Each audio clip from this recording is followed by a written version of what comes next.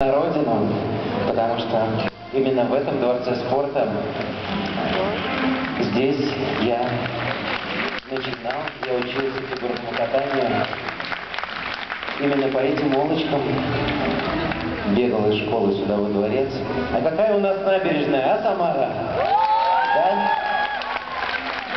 Удивительная, красивая Волга. И шикарная набережная. Ну ладно, воспоминания это хорошо.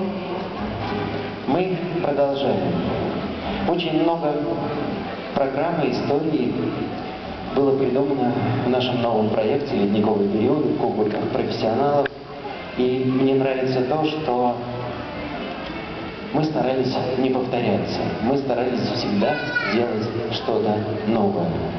Единственное, что было одинаковым, это то, что все программы, все наши номера мы делали с душой и с огромным сердцем, сердечным теплом.